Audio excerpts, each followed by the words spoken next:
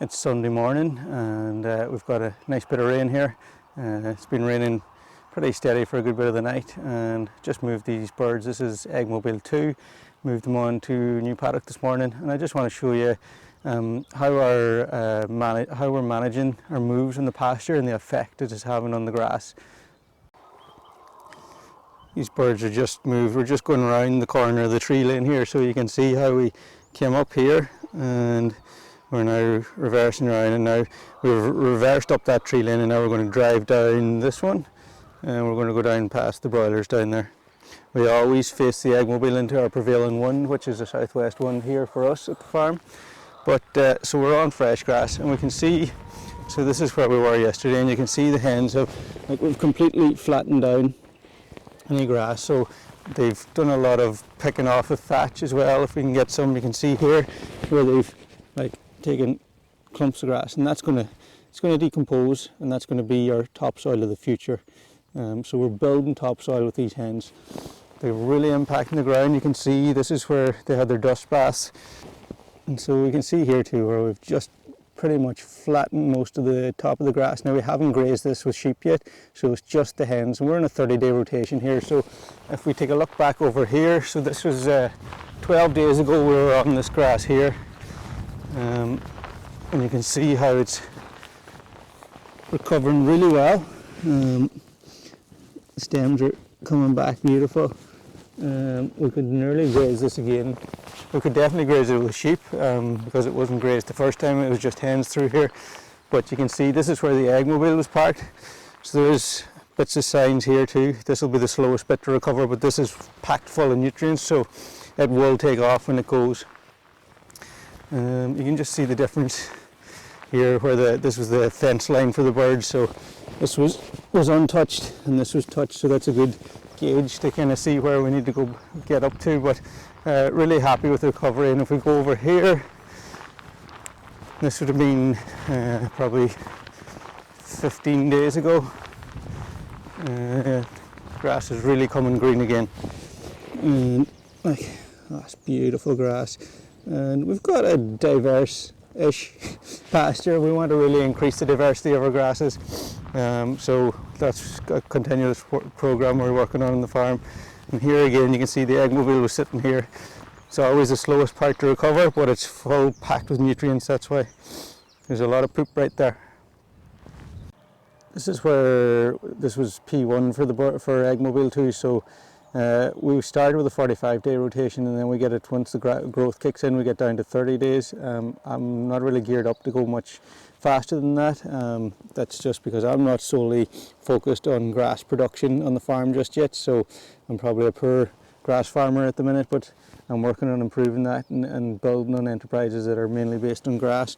But you can see here, this grass is probably heading for 12 inches. It's really recovering well, and it's going to be lush and green, and then we start the whole rotation again.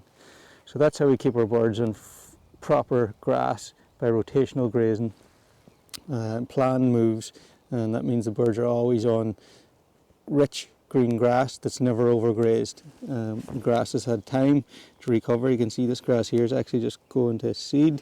That's because I don't have any herbivores in the farm keeping it in a vegetative state yet, but I'll get on top of that. Here we have some Heather Hill Farm pork ribs, and these guys just look amazing and ready to fall off the bone. They've been in the slow cooker for 8 hours. I'm just making a homemade barbecue sauce now to put on them, and we'll get them in the oven to get them nice and glazed. Yummy! Oh, check it out. How good does that look? We are putting in cucumbers and tomatoes. So I got caught out. We got a really sharp frost night before last, and I lost a couple of tomatoes, but that was completely my fault. I didn't get any fleece over them, but we still have enough to fill out our whole row. Now, I've done our tomatoes and root trainers this year. 2 reasons really. One, I didn't know when I was going to have the tunnel up, so I wanted to put them in something that they would air prune. So these root trainers are great. They air prune out the bottom, difficult to see. But the second thing is I had no other containers, only these, so that was the only option. It's a bit small mass, but I think I got away with it. They don't look too bad, and they're getting transplanted in now. They could do with being in a bit better, but we're not market gardeners, so we'll get away with it. It'll do us. We're just putting up our strings again. This tunnel I bought it didn't come with crossbars, so I just made up, I've ran 2 wires and I supported them along the way, completely made up with just stuff I had lying around the farm. For tying up, we're just using, this is the only string we could get. It's getting pretty hard to get stuff, so we're just making do with anything we can get. So these cucumbers could probably ideally be a bit bigger going in here, but we're kind of short in time, so we're going to stick them in and see how we get on. So Neve's just putting them in here.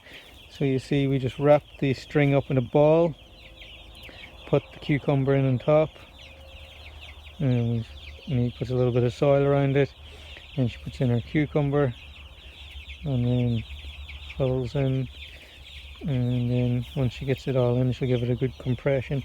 Now we're putting in these cucumbers, they're a bit over 12 inches, 300 ml. I think we had a bit of room at the end of the row, so we spaced them out another bit, but that's the spacings, and we're doing the same for our tomatoes. And you can just see the root development there, so hopefully now that'll just take off when we get it in the ground. Again, it's probably not the most conventional way of doing tomatoes, but you got to make do with what you got, right? That's all the tomatoes in, and they're looking great. So now we just got to train them up the vines. We just wrap them around as they grow up. They'll learn to go up the string, and then we'll start to prune off bottom leaves as they start to die to give light to the fruit. But that's all we got to do with them now, and we just got to make sure that the bed doesn't dry out, and hopefully in a few months we're going to have lovely juicy tomatoes and cucumbers.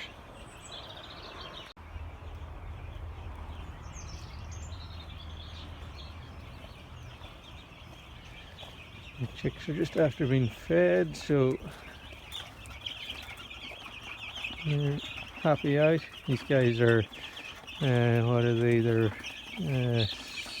13 days old, and they're just doing really well. There's been very low mortality in this batch. I think we're at 2%. They're just a little bit under 2%. So everything's going good with these guys. It's an efficient use of our greenhouse. We're growing tomatoes and veg here, and we're growing meat here. Growing veg isn't our priority on the farm. Most of this veg is for ourselves, so we've got stuff here that needs to get potted on. These are onions, beetroots, there's lettuces, and Neve's got some herbs growing here. There's some beans there, runner beans. I think that's some lavender, chamomile. There's all sorts. That's some of my niece's stuff there. So we got to get our outside garden beds in, so that's kind of a project on for this week. I've got another load of compost coming, and we're going to put in loads of beds here. You can see the first one marked out. Now we've got to take off the sod, or ideally we'd cover it over with the one's probably bad. Ideally we'd cover it over with cardboard and put the compost on top.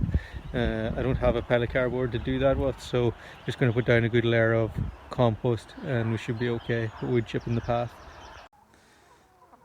I think if I was a hen, this is how I would want to spend my time. These girls just live it up, don't you? But remember, they work hard too.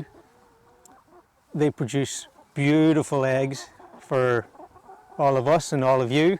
So just want to say a massive thank you to all our existing customers, new customers, and you know, we really love what we do here, and it's a real pleasure to bring quality food to your table for you and your family as well. So thanks for all your support, guys, and I'll see you soon.